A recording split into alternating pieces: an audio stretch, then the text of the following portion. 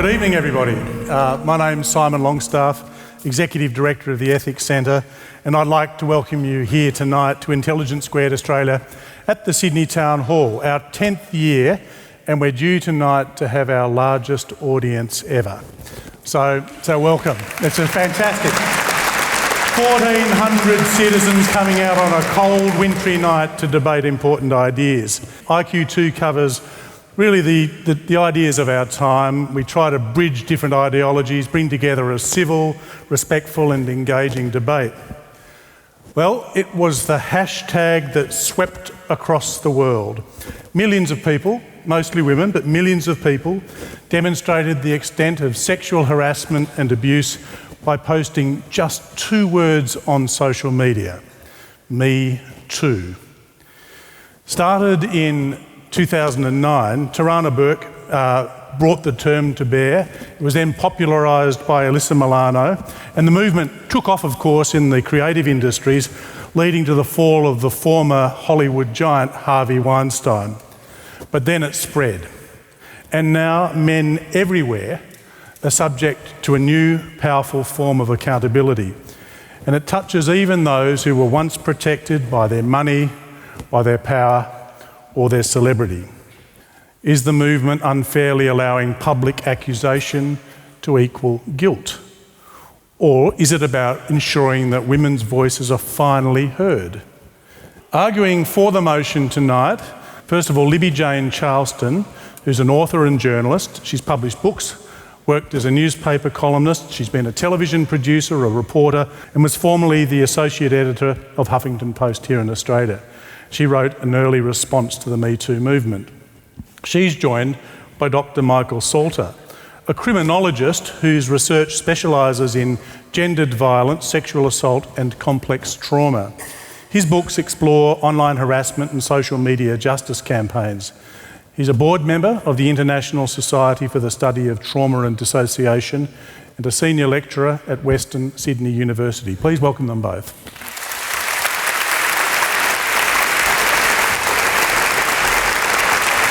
Arguing against the motion is, speaking first, Jeanette Francis, who I think everybody here knows as Fran. She's a journalist, host of SBSVICELAND's program The Feed. She has shot and produced documentaries and news programming across the globe. A piece of her work on Me Too was a finalist in the mid-year Walkley Awards. And she's joined by Dr. Benjamin Law, a PhD in creative writing who's authored books, screenplays, essays and columns. He wrote The Family Law, which was turned into a television series, and Geisha, Adventures in the Queer East.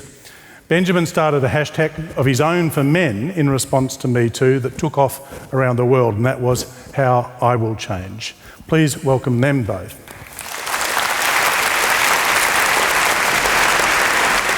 So, we now start the formalities. Would you please join with me in welcoming the first speaker for the affirmative, Libby-Jane Charleston.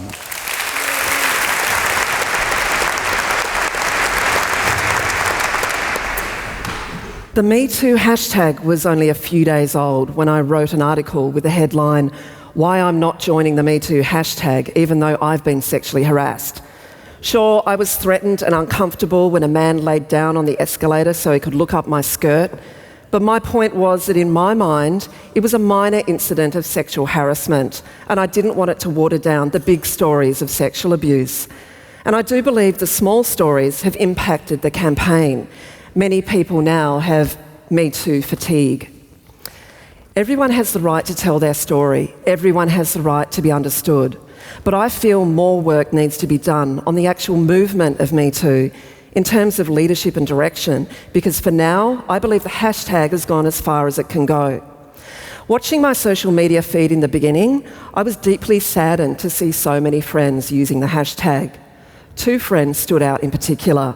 Tonight, I'll call them Julia and Megan. Julia was working behind the bar at a local pub. She was walking to her car when she was grabbed from behind. The man put a jumper over her head and then he raped her up against her car. He put his hand over her mouth so she couldn't scream, and he was wearing band-aids on his fingers. When he was finished, he threw her to the ground and ran away, leaving her bleeding and screaming on the gravel. That was more than 20 years ago, but even today, if she smells Band-Aids, she almost passes out.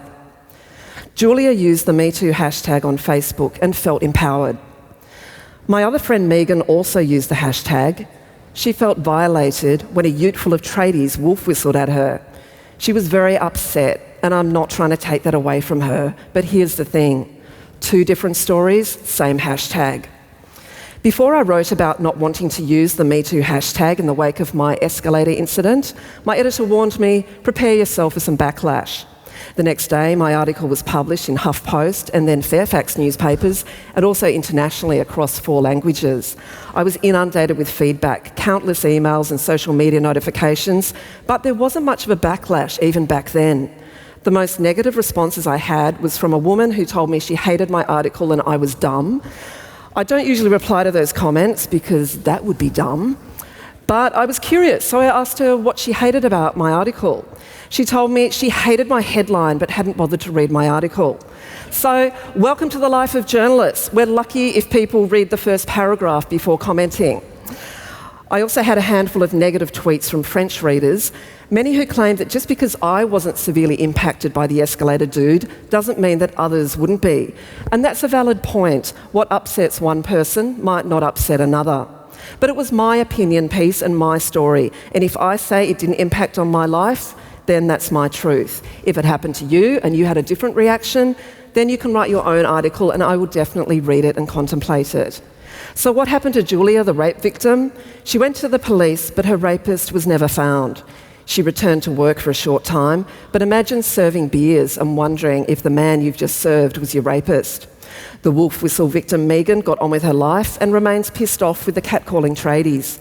But surely there's a difference between feeling angry with catcallers and spending 20 years living with the mental and physical scars of a rape. Some might disagree with me and say there's no difference, but I believe there's a massive difference. I think Me Too is a great thing. It's done wonders for people who found a voice. But I believe it's come to a point where the pendulum has swung too far. When people try to say that perhaps being wolf whistled at is not quite as horrendous as being raped, they are shut down. All that's achieved is that some people are now too scared to speak out against the hashtag. When people speak in soft voices in case their opinion's taken the wrong way, that's not a recipe for societal growth and change. If you want a better world, if you want things to change, you've got to be prepared to criticise your methods. We can applaud many aspects of Me Too, but it should not be above criticism. Sexual harassment is rife, and many men have not realised up until now that it's a daily occurrence in women's lives. What might begin as sleazy comments when you're young can progress to worse forms of harassment as you age. I'm not here to argue against Me Too as a movement per se, but I do believe there are complex problems with the use of the hashtag.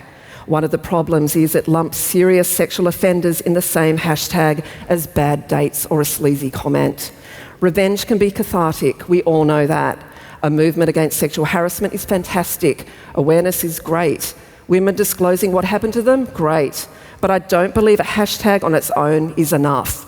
Now that we're further down the Me Too journey, try posting a Me Too hashtag tomorrow about that guy at work who pervs at your backside as you walk past him.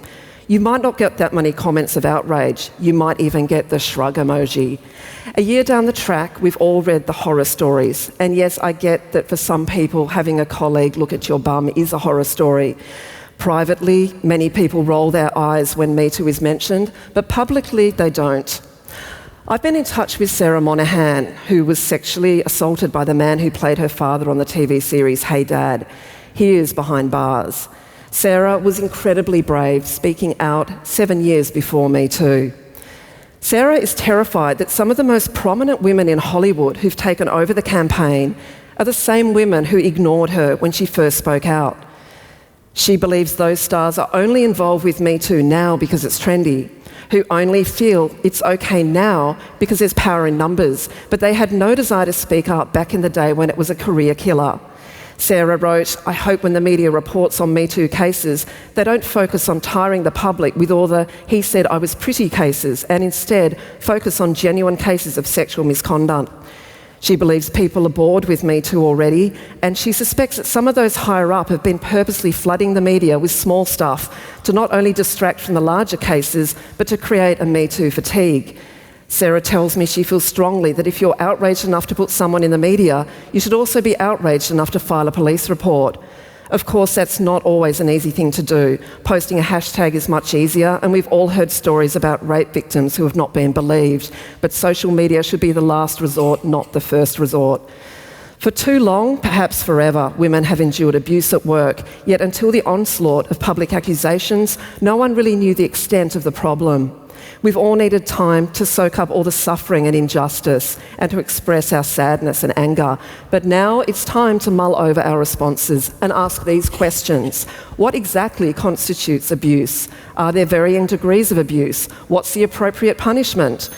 For Me Too to go further, it needs to go in the right direction. We need to redefine the rules at work and in our private lives so we come up with boundaries that are safe for men and women. A recent rape survivor wrote to the New York Times about how infuriated she's been about Me Too, confused by what she calls the laziness in the language of the topic. She wrote, "To lump together sexual assault and sexual harassment is to draw focus away from the victim. It's another symptom of a society so obsessed with patriarchy that even within one of the widest social movements in modern history, a fixation with men is the driving force." So it's clear we need to differentiate among sexual behaviours and the best way to respond. A catcalling tradie is not the same as a Harvey Weinstein, but neither should the tradie get a thumbs up because he's not as bad as Harvey. I hope Me Too continues to grow, but right now it needs leadership and direction so it can be a movement and move on from being a hashtag. Since my article was published over a year ago, I'm still getting feedback from people who say, "I wouldn't say this publicly, but..." So that very sentence is a problem. In order for the campaign to move forward and to continue to empower people to speak up, it needs to be open to criticism, the same way everyone needs to be open to criticism if we are to grow. Thank you, everybody.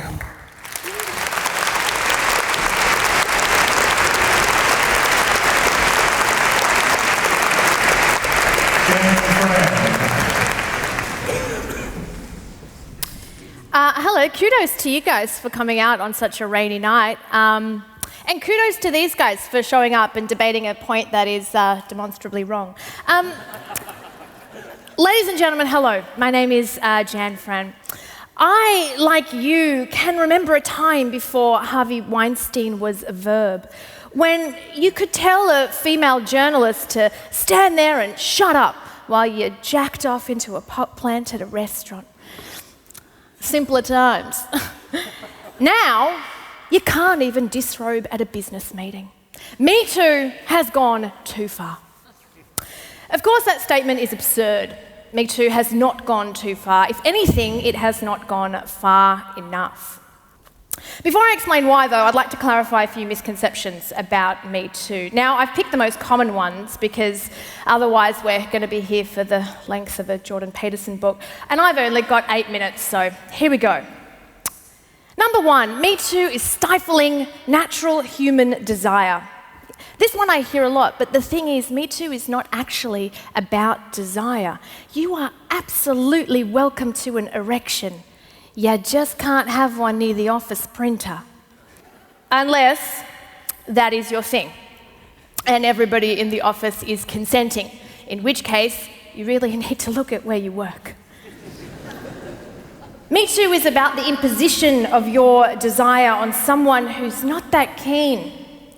And I get it that it's not always clear, so here's an unsolicited hot tip. If you've ever groped, leered, jeered, touched, stroked, petted, or said some shit to anyone else who you vibed or felt or knew was in any way uncomfortable, intimidated, unconscious, freaked out, unsure, too young, too drunk, disinterested, and or vulnerable, just fucking stop it. If you're unsure, ask. If that feels weird, do it anyway. Trust me, it's going to feel less weird than being subpoenaed. Me Too makes all men look like perpetrators and all women look like victims. No, it doesn't. You read that on a Breitbart mug. Me Too, point number 3, Me Too has turned women into whimpering snowflakes. This is the idea that women can no longer deal with even the mildest of flirtations, a knee touch, a backstroke, a cheeky follow home.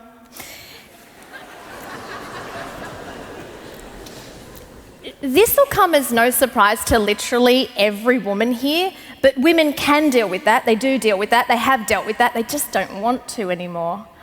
And now we're all hearing about it outside of ladies' 2-for-1 cocktail hour at the Beresford. Point 4, Me Too is an elitist movement, says anyone who has no idea how Me Too actually began. Point 5, Me Too confuses men. I don't care. Point 6, Me Too is pushing a feminist agenda. Yes. Point 7, Me Too goes beyond denouncing the abuse of power and takes on a hatred of men and sexuality. This was part of a letter penned by a group of exacerbated French women, one of whom wrote in a separate piece of her misgivings at the quote-unquote scorched earth devastation that followed the Weinstein scandal. Who knew that one article in the New York Times would lead to all of us living in this very Mad Max-esque dystopia? It's so dystopian. Mel Gibson's still there. There are criticisms of Me Too that are, to borrow a French term, un petit peu bullshit. And then there are criticisms that are valid. So, in what may prove a terrible debating strategy, I'm sorry, Benjamin, I will agree with some of the points made by our opposition. They are correct to criticise Me Too, but their criticisms, as valid as some of them are no indication that Me Too has gone too far, but rather that Me Too has gone too fast. Such are the times that we live in, that a global movement born of the internet can, in 11 short days, go from honourably seeking justice for Ugandan child soldiers to somewhat less honourably seeking help for public masturbation.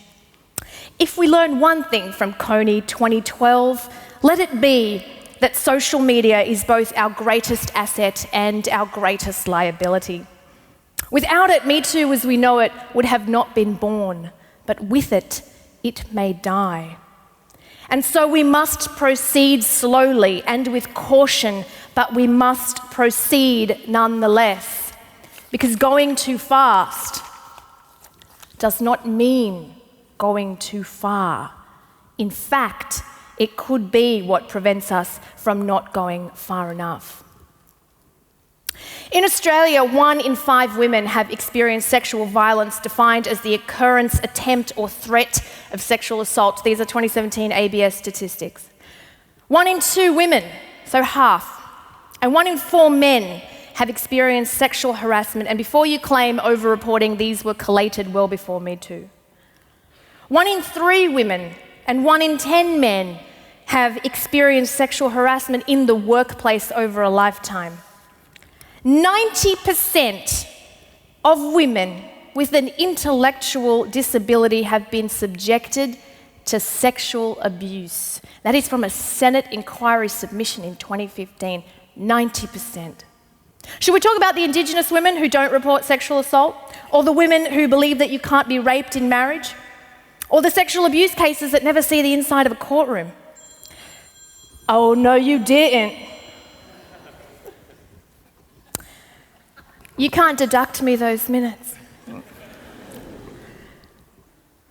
What about the women working in retail, hospitality and manufacturing? Did you know they were the top 3 industries that saw the most sexual harassment charges filed in the US? Not Hollywood. You think this happens just in Hollywood? It doesn't just happen in Hollywood. This is from the Centre for American Progress. Should we talk about street harassment, unwanted attention, stalking, degrading comments made to or about you in front of colleagues? Should we talk about the time some guy forced me to hug him at an art gallery? Or the time someone literally grabbed me by the pussy at a beach in India? That man could be president someday. Or the time some rando felt me up while I was standing at the bar in a crowded nightclub and couldn't move. I mean, should we talk about these things, or are they too trivial? You know, I think we need an expert. Where on earth's Matt Damon when you need him? It is true that a catcall is not rape, that a bad date is not assault, that Aziz Ansari is not Harvey Weinstein, and an old man forcing me to hug him at an art gallery is not the same as getting drugged and repeatedly assaulted by Bill Cosby. We should be sophisticated enough to acknowledge the differences and astute enough to recognise the similarities. Because in every instance, the glance, the gaze, the grope were unwanted and unwelcome. In every instance, there was a man entitled to the body of a woman. In every instance, there was the fetishization of female reluctance.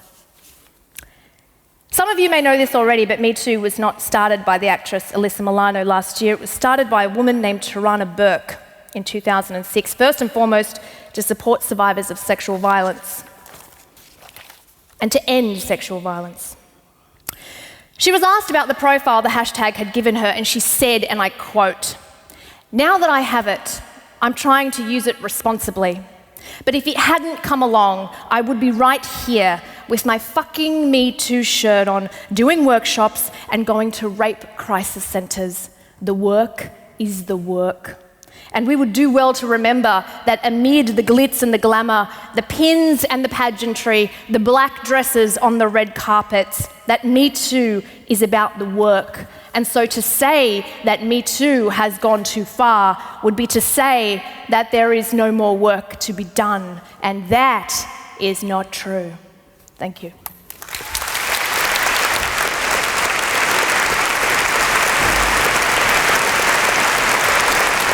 Please welcome Michael Salter. I'm not going to be as funny as Jan, so I apologise in advance. I was pretty apprehensive when I was asked to take part in this debate.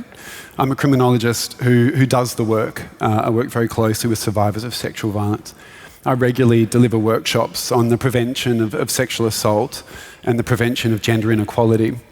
Over the last 5 years, I've written a book and several papers with a pretty positive view of the power of social media to amplify the voices of survivors of sexual violence. So colleagues and friends are understandably surprised that I'm standing in front of you on this side of the debate. But I agreed to speak to you today because Me Too has gotten many things right, but it's also gotten some things wrong. There's been times where Me Too has gone too far, and it's been very tempting for those of us who support the movement to keep our concerns quiet. After all, Me Too represents a crucial tipping point in the fight against sexual harassment, and who would want to blunt its momentum? And let's be honest, why risk the collective wrath of potentially millions of social media users by criticising a movement that you basically agree with? But there are 3 key reasons why I think we should agree that Me Too has gone too far. The first was described by Libby-Jane, which is the tendency of Me Too to conflate serious sexual offending with inappropriate behaviour. In my own work, I do discuss how routine and everyday forms of sexism can create very dangerous environments for girls and women. Me Too has delivered this message in a powerful and hopefully unforgettable way. The problem is that the instruments of online justice are blunt and devastating, including serious reputational damage and career destruction. And these instruments are being wielded to similar effect against serial rapists on one hand, and on the other hand, against men accused of a single incident of sexual misconduct. For me, this problem was illustrated by the accusations against American comedian Aziz Ansari, which arose in January this year. In an online article, a young woman called Grace described an alienating sexual encounter with Ansari. Grace talked about how uncomfortable she felt as Ansari hurriedly undressed them both and initiated sexual activity. Grace declined intercourse, but Ansari was persistent until Grace said that she wanted to leave and Ansari called her a car. The next day, Grace texted Ansari to tell him how uncomfortable she felt about his behaviour. And he responded by saying that he had misread things and he was truly sorry. The article resonated with many because it exemplified the failure of men to seek enthusiastic consent, and this is an important discussion. However, by virtue of being named in the context of Me Too, Ansari was widely and incorrectly labelled a rapist on social media. His reputation has been irrevocably impacted, and his career is essentially on hold if it's not over. Of the many think pieces that were sparked in the aftermath of these allegations, very few advocates of Me Too ever asked whether Ansari deserved these consequences. Writing in The Guardian, Sarah Soleimani said that we shouldn't be fretting about one comic's career because men like Ansari are just collateral damage in the fight for a better future. And this leads to the second reason why I think Me Too has gone too far, which is that its myopically punitive approach fails to respond to the complexity of sexual harm. The dominant reflex in Me Too is to force out of public life those men accused of sexual wrongdoing. And we can probably all agree that informal exile, at the very least, is appropriate for someone like Harvey Weinstein, given the nature of the allegations against him. But Grace's description of what happened with Ansari demonstrate that male sexual wrongdoing often falls into a kind of grey area that is illegal but not harmful, that is not illegal but still harmful. The punitive impulse of Me Too is foreclosing really important conversations about male accountability in this grey area and how men can walk a reparative pathway back from misogyny and abuse. A real illustration of this problem occurred in May this year at the Sydney Writers' Festival. The Dominican-American novelist Junot Diaz was on stage when he was asked by writer Zinzi Clemens about his treatment of her 6 years ago. She later wrote on Twitter that she'd invited him to a workshop and he had forcibly kissed her. Shortly afterwards, 2 other women described being shouted at by Diaz at professional or social events. Diaz promptly withdrew from upcoming appearances and returned to the United States, and stating through his agent, "I take responsibility for my past." Only a month before the festival, Diaz published an essay in The New Yorker, which was an uncompromising description of his own sexual assault at the age of 9 and its effects on his life. The essay included some accounting for his troubled relationships with women, characterised by a mixture of infidelity, impotence, depression, and alcohol. After being named in Me Too, Diaz was accused of publishing this story in order to get ahead of any allegations against him. It is extremely cynical, to say the least, to describe Diaz's disclosure of his own rape as a public relations stunt, and even more disappointing to hear this from a movement that's supposed to be about supporting survivors. But even if the cultural shifts and pressures catalysed by Me Too made Diaz uncomfortable enough to account for his own behaviour, surely this is a good thing. And surely this is what Me Too wants. Unfortunately, for many Me Too supporters, public shaming and exclusion has become much more familiar than ethical reflection. Much like Ansari, you can now find numerous social media posts describing Diaz, who is a rape survivor, as a rapist. The long-term impacts on his career are yet to be determined. What is also still to be determined is whether Me Too is capable of the kind of dialogue and nuance that turns a sexual revolution into real and lasting social change.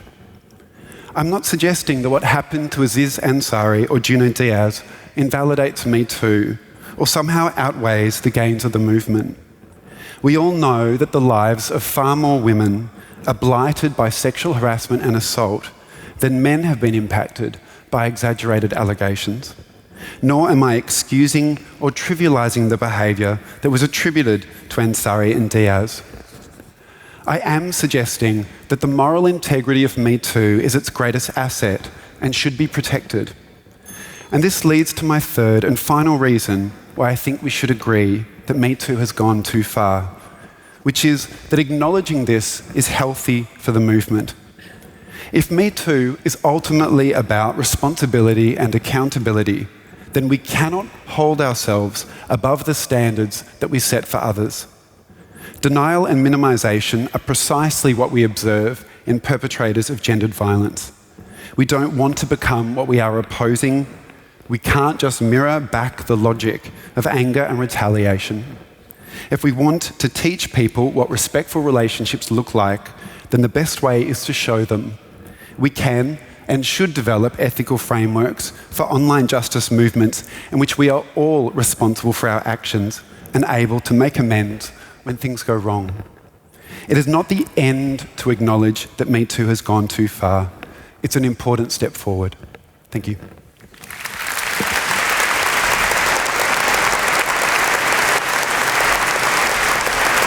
Benjamin Law. Good evening, ladies. I'm going to stop there, actually. Women in the room, I'd like to take a moment just to flag that I have mixed feelings about even being on stage here right now, mansplaining to you. Mansplaining with dreary and completely unwarranted confidence about a topic on which I have no first-hand experience, which I'm sure for all of you here is a completely new experience, one you've never encountered in your professional or personal lives. But of course, I said yes to the gig because I'm a man. I'm also a writer, and as such I want to start with a story that happened in real life, and it's about a catcalling tradie. It was Christmas Eve in Sydney several years ago, and my mum, my younger sister, Michelle, and I were walking down Broadway together side by side. It was very Sex in the City, except Asian and with a gay man. It was the afternoon, and people had finally knocked off work for their last Christmas Eve shift. And then out of the blue, a small group of young tradies, drinking outdoors together, started catcalling my sister, saying things like, "I'd like a piece of that." Now, in Chinese culture, you don't usually fight back. Our people are less inclined towards direct confrontation and more interested in ruining your life via gossip and passive aggression. But my family is not just Chinese, we're also Australian, which means we fight back. Now, my sister, who's half the size of me, started screaming at these men who were twice the size of her with pure fury, spite and rage. "How dare you?" she hollered, hot with tears and emotion.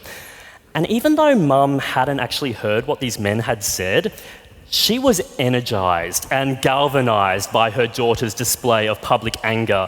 In her Chinese Malaysian accent, she started hollering too, "You men are scum. It is Christmas Eve. What would your mothers think? You should be ashamed." Honestly, I've never felt so proud to be a part of this family. This went on for so long that we actually started attracting a crowd.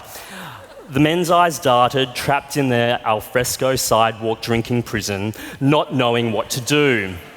People gawked and stared, stunned, some clearly thinking that my sister Michelle and Mum were overreacting, that they'd gone too far, publicly tearing down these men who were frankly trapped and had nowhere to run. Personally, I thought it was awesome. But did my sister go too far that day, humiliating those men in public, making them feel small and vulnerable and afraid, which is how I like my men? And by extension, has #MeToo, a movement of publicly calling out men on their behaviour, also gone too far? And if so, what are the lines we are prepared to draw? What constitutes just enough and what constitutes too far? And do we really believe this cultural moment that has allowed women and men and minors share and speak about their experiences of sexual harassment, assault and abuse, do we believe that it's finished its work? That everything from now on is unnecessary, hypersensitive overreach that does unnecessary damage? Because isn't that what we are implying when we say something has gone too far? I acknowledge that for many people, it feels as if Me Too has been a conversation that's been going on for a very long time. There doesn't seem to be an end in sight, and week after week it seems as though another prominent man in art, sports, media, business, politics has been accused of something ghastly. How much longer can we stand this? But here's the thing with Me Too. It hasn't even been a year. The New York Times stories that Jodi Kantor and Megan Twohey that broke Harvey Weinstein's alleged rapes and propelled Me Too into popular usage, that was only October last year. And our world is so legally and culturally geared towards the protection of powerful men that it took Kantor and Twohey months to convince those women to speak on record, women who we know had everything to lose. Is it just a hashtag?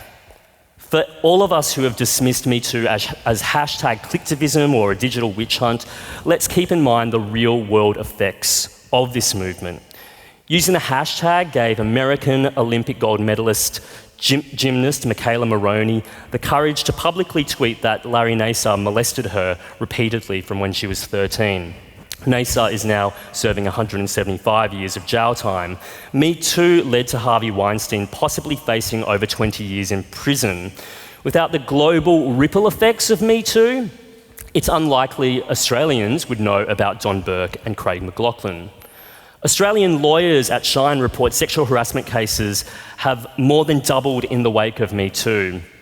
And I know that detractors of Me Too often argue that these cases need to be tried in the criminal justice system, that we should all go to the police if it happens to us. But what if that system is struggling or flawed? What if this activism we're talking about can actually augment and support what that criminal justice system is trying to do? We ask why women don't go to the police. But in Australia right now, only 15% of adult rape cases come to the attention of the criminal justice system in the first place. And of those reported cases in New South Wales, only 19% go to court. Because of the trauma that trial takes on people, 38% of cases are withdrawn due to victim reluctance. And of those few cases left, 10% of those cases, 10, result in a guilty verdict. We talk about lives ruined or reputations lost, but defamation laws here in Australia are so strong that Australian journalist and former Press Freedom Medal winner Michael Cameron noted that if the Harvey Weinstein story had come out in Australia, he would probably be suing you and he would win. It is incontestable that harassment, abuse, and assault aren't the same thing. They shouldn't be conflated with each other. But that doesn't contradict the fact that these behaviours, none of them should be tolerated. It doesn't contradict the fact that before Me Too, it seemed as if many men didn't understand that rubbing their dicks against their colleagues jokingly or talking about their breasts in the workplace was actually unacceptable. Nor does it cancel out the fact that harassment, abuse, and assault stem from exactly the same place: the entitlement that men feel towards other people's space, safety, and their bodies. We bring up the case of Aziz Ansari a lot, and we've heard what went wrong there. But we also need to recognise that almost immediately after that story broke, reaction was violently divided. Many women said, yes, the story was horrific and relatable. Many others said it was irresponsible to publish an anonymous account like that. And many of the stories that came out afterwards were in defence of Aziz Ansari. He has not lost work because of the accusations. And though the argument about what he did or didn't do was loud, it was a necessary argument to have. Yes, Me Too can be frustrating, and it's disappointing to see so many of our male idols fall. But here's a tip: if the men we admire keep letting us down, start admiring more women. Me Too isn't perfect, but can we be sophisticated, brave, and intelligent enough to acknowledge when mistakes happen in a movement, to ensure justice is served and a system is made better? You know the answer, and I do too. Thank you.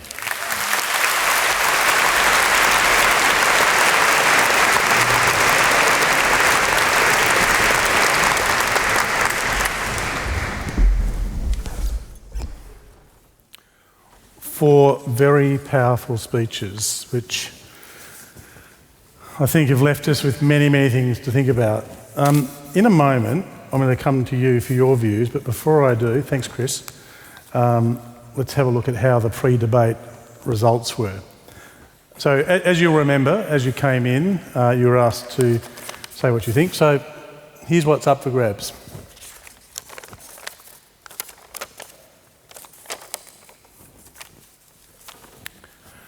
Okay, before a word of argument was offered,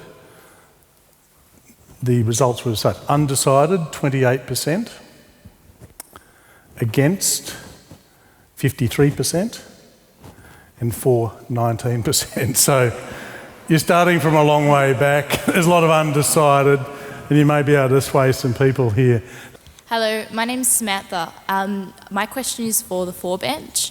So, as a young female professional, one of the most important things that came out of Me Too was not the conflation of assault and harassment, but instead the connection that was formed between them that a lot of the men in my life hadn't made.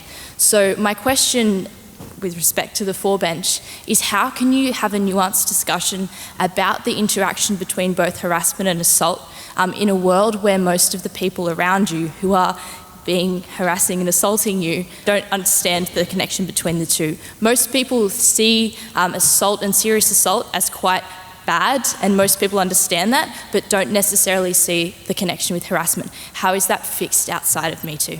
Thanks. Just hold on to that. I'll take one more and then we'll come back. Yes, microphone one. So I'm Emilio. My question is more for the against. It's more about the leadership of Me Too and how I feel that Me Too is going to get discredited and why they have gone too far.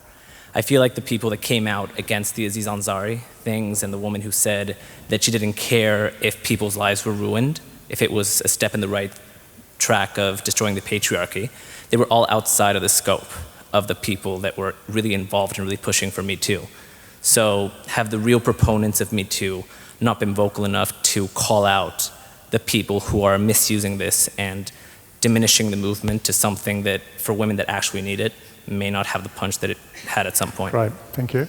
Okay, first of all to you, maybe Libby-Jane or whoever. Probably more for Michael. More for Michael. So isn't that the great achievement for people to see this continuity now between these things and at least start there? You heard there's the question I put to you. Yeah, so here in Australia, our national agency for the prevention of violence against women is called Our Watch. And Our Watch has had a social marketing and media campaign for a couple of years now, making precisely this point, trying to call people's attention to the way in which kind of small acts of sexism and misogyny add up to create an environment in which sexual assault and harassment is much more likely. So this is part of the work. It's part of the work that's been ongoing for decades now, and it will continue after a hashtag has faded away. I think Me Too's been great for bringing visibility to just how much sexual harassment is out there. I think that's the great achievement of Me Too. The challenge is in a hashtag movement where everyone can contribute. How do you keep a focus on that message? I think it's one of the messages of Me Too, but I don't think it's necessarily been the only one. I think it's been drowned out by a lot of others. So, in terms of how we sustain that work outside of a hashtag movement, there are many, many agencies that are doing that work, but I would particularly point to Our Watch nationally. Have those agencies been helped by the movement or hindered? I think largely helped. I think what Me Too's done is given a lot of force to discussions around sexual harassment, and I think justifiably made a lot of men nervous. I think in a positive sense, and that's why when there are contradictions or hypocrisies within the movement, we do need to be self-reflective, and we do need to be willing to talk about it without worrying that the movement's going to fall apart. Okay, thank you, Jan. Fran, the question about the collateral damage of people, it's an acceptable price to pay for change. I got to say I'm deeply uncomfortable with that one. I think I know the tweet that you're actually referring to, which was somebody who worked at Teen Vogue, was that right? Emily Linton or something. Yeah, she had sort of tweeted that, if a couple of innocent guys lose their jobs, well, hey, that's the price that we're going to have to pay for the movement. I have a real discomfort with that. I actually don't think that that's the way that we should be proceeding forward. It's a false foundation, and when you build something on a false foundation, it will invariably crumble. I think the best way forward is to be, as I said, robust enough and to be sophisticated enough to talk openly about the movement, to criticise the movement, and we must be willing to do that from both sides. Ultimately, So are you saying that people inside the movement should oppose that view that, like all revolutions, there are going to be innocent victims? Yeah, I mean, I don't like the idea of innocent men losing their lives. Losing their livelihoods to further this particular cause. I don't think that it necessarily has to happen. And this is what I say about Me Too moving too fast rather than moving too far. I think we need to slow down. You know, this is a generational change. For God's sake, we've only been doing this for 8 months, or it's been 8 months since the New York Times articles and the Harvey Weinstein. We need to slow down. And I think in slowing down, that'll really open up the opportunities for more introspection and more criticism, which I think could only serve the movement better. Okay, microphone number 2. My question's for Dr. Michael Salter. You say that social media can't address the complexities of sexual violence, but I think it's pretty clear the legal system can't either. You suggest we need an ethical framework for social media use, which I find to be a really intriguing idea. My question is, what do you think this would look like, and how can it work in practice? Okay, hold that. Don't answer yet, because we'll just get a couple of others. Up at microphone 5. When we talk about Me Too, it is mostly spoken about from the viewpoint of affecting women. Do you think we should talk about sexual assault and its effect on men more so in discussion? Okay, we'll get both those. So Michael, that was directed to you, but jump in, Libby-Jane, too, if you've got views on an ethical framework for the movement. I think that's the real promise of social media, that it brings a force to bear on the justice system, which has been absolutely appalling in relation to sexual violence. So I think that's the promise of social media, and I think it's bearing out to a certain extent. In terms of that ethical framework, I think it does come down to people that have taken leadership roles in Me Too, and that's particularly commentators in the media who are willing to say, oh, look, we support this, this is good, but this is where it's fallen apart. I don't think there are always commercial sort of imperatives towards nuance. I think you get more clicks and readers with a kind of a more black and white analysis, and that's a problem for Me Too. So I think that ethical framework can be put in place, and I think it's also part of social media platforms as well in terms of how they encourage ethical use of their platform. But yeah, it's a great question. Before I go to Benjamin, which I will, about the experience of men as well, Libby-Jane, you worked in the media for a very long time now, and I think what Michael is saying, that the media itself, with its inclination for sensation and clicks, may be driving some of the worst aspects of a movement like Me Too. Do you see some justification in that, and does the media itself need to have its own ethical stance in relation to something like this? Oh, I think so. And when I spoke to Sarah Monahan, who I quoted extensively in my speech, she said that I hope when the media reports on Me Too, they stop reporting on the small cases so they don't water down the campaign, the Me Too campaign, as it is. So I think that's really important, that the media kind of needs to take a look at itself as well. Is that conversation taking place inside the media? I think it is in some organisations. I haven't been part of that conversation, but I think it's reached the point where journalists will look at each other. I mean, again, with the Aziz story, no one in the mainstream media actually touched that, and it went to babe.net, which is a pretty obscure online newspaper. The person at microphone 5 was asking, is there an equivalent movement? Is this an opportunity for men who've subjected to the same things?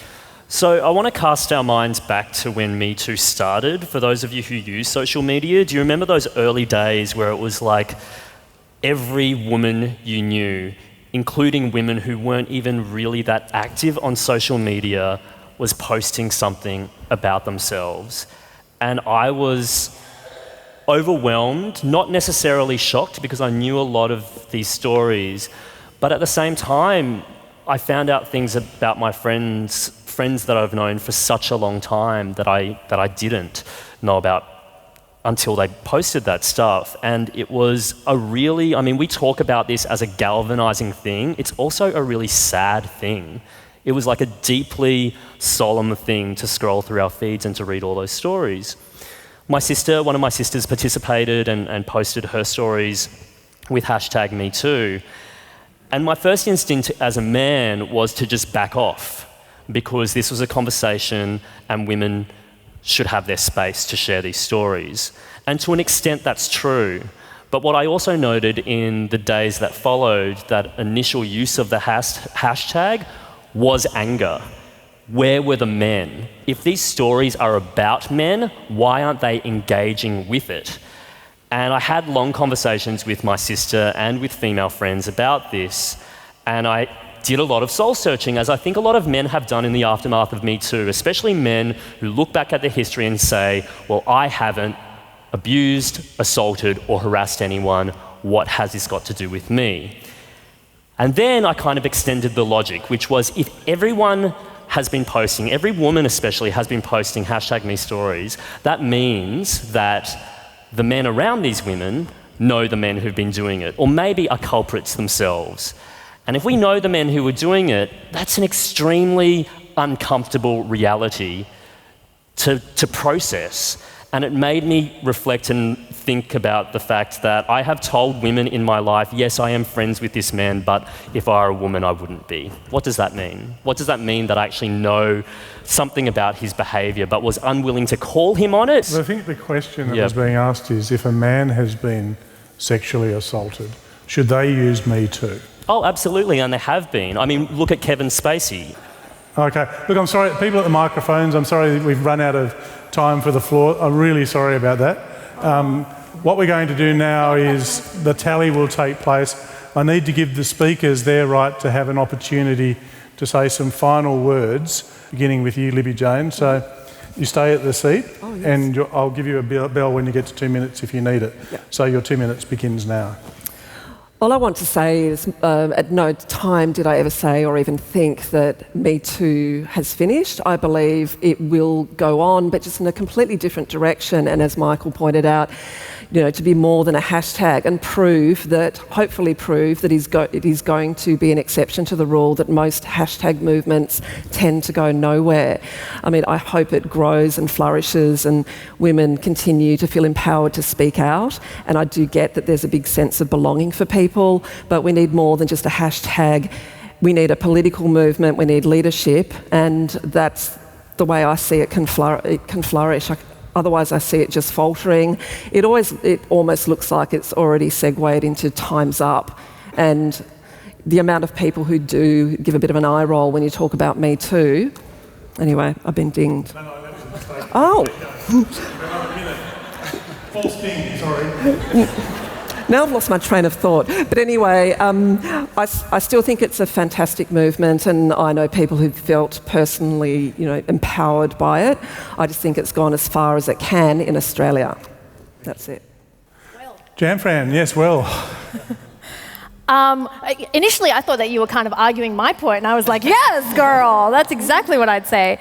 I don't think it's gone too far in Australia, actually. I think we've got extraordinarily tough defamation laws that make it almost impossible to have a Harvey Weinstein-esque story happen here, even if there were Harvey Weinstein-esque people. Again, I think the reason why I would caution that Me Too hasn't gone too far but too fast. I think there is a difference, and I think that we can look at the hashtag, we can look at the movement, we can look at the tangible real-world effects. We can't talk about this as though it's a hashtag anymore. Larry Nassar is in prison. Bill Cosby just got convicted. Harvey Weinstein is going to court. This is a real-world thing, and I think it's hit the real world, and this is where it begins. This is the beginning. This is not the end. And when I talk about, when Tarana Burke, really, the founder of the movement itself, talks about the movement being about the work, that is something that we need to take away from all of this. And the work is long, and it is slow, and it is tedious, and it is specific, and it needs that recognition. And Me Too draws attention to that, and we are the ones that can take it forward. Thank you. Michael Salter. I think the biggest advocate for the For team has been Fran, so I'd like to summarise some key points that she's made. But we need to pay attention to the mediums through which we do the work. And one of the issues that we have around some of the optimism with Me Too is that it is driven by social media, and it is driven by an increasingly fragmented media industry that is looking to capitalise on and commercialise our anger and our outrage and use hashtags to direct it towards clicks and eyeballs and driving advertising revenue. And that's precisely what happened with Aziz Ansari. Grace did not go to the website babe.net in order to have her story heard. Babe.net heard about rumours about Ansari and interviewed several people in an effort to track Grace down and then to convince her to go public. And they didn't necessarily just do this out of a tremendous sense of justice. The allegations against Ansari were concerning, but they certainly were nothing like Weinstein. And you know, Babe.net has been very public and very open about the fact that this was the most read article on their website ever. And from my point of view, I think that this is a betrayal of the hope and the faith that people put in Me Too, and really demonstrates the fragility of these hashtag movements. We are 10 years now into hoping that hashtags are going to change the world, and they are having an effect. But we need to pay attention to the effects that they're having, both positive and negative. And it's why I've been comfortable to come here tonight and say that Me Too's gone too far. There are hypocrisies, there are contradictions, and it's not because people are not well-meaning. It is the nature of social media, both emotionally and commercially, to push these social justice movements too far. And I think those of us on this side who care about sexual harassment and violence, we need to be alive to that, and we need to push back. It was a real ding. Benjamin Law. All four of us actually agree with a lot. We agree that the movement is actually really important, and that the movement needs to evolve and to accommodate different voices, and for us to recognise flaws within the movement, which is to say, it needs to go further. So let's do the work together. Thank you. Well, before we finish, we have the results. Let me remind you of the pre-debate poll. 28% undecided, only 19% for, and 53% against. I find this often the most exciting part of the night, actually, just because I don't really know what's going to happen, but let's have a look. Actually, before I even tell you the results, no, this is fair. I just want you to thank everybody who's participated. So, Michael Salter, Libby-Jane Charleston, Benjamin Law, Fran.